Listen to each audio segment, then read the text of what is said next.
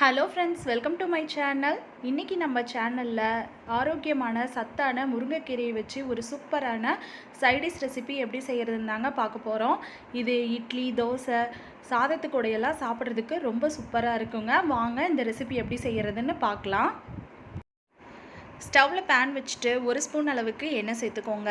எண்ணெய் நல்லா சூடானதும் இப்போ அடுப்பு லோ ஃப்ளேமில் வச்சுட்டு ஒரு 2 டேபிள் ஸ்பூன் அளவுக்கு வறுத்த வேர்க்கடலை சேர்த்துக்கோங்க.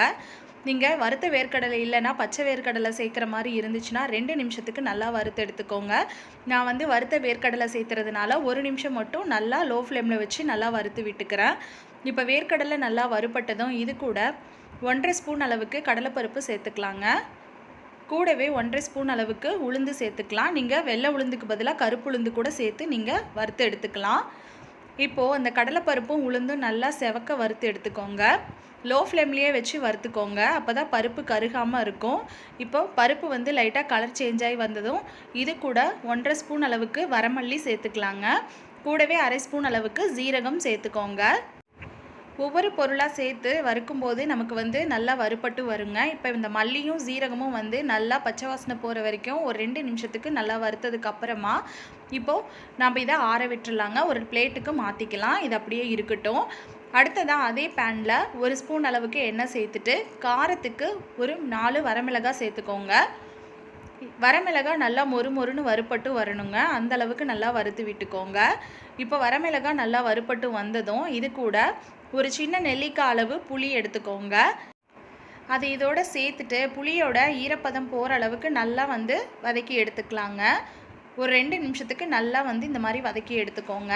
இப்போ கடைசியாக ஒரு 5லேருந்து 6 பல் பூண்டு சேர்த்துக்கலாம். பூண்டு கடைசியாக தான் சேர்த்து வறுக்கணும். இப்போ பூண்டோட பச்சை வாசனை போகிற வரைக்கும் நம்ம வதக்கி எடுத்து ஒரு பிளேட்டில் மாற்றி வச்சுக்கலாங்க. இப்போ எல்லா சாமான்களையும் நம்ம வறுத்தாச்சு. இது அப்படியே இருக்கட்டும். அடுத்ததாக பேனை நல்லா கழுவிட்டு கொஞ்சம் கூட ஈரத்தன்மை இல்லாமல் பார்த்துக்கோங்க. இப்போது பேன் சூடானதும் 2 கைப்பிடி அளவு நல்லா க்ளீன் பண்ணி வச்சுருக்கிற முருங்கைக்கீரையை சேர்த்துக்கலாங்க. சேர்த்துட்டு ஒரு கைப்பிடி அளவு கருவேப்பிலையை சேர்த்துக்கோங்க.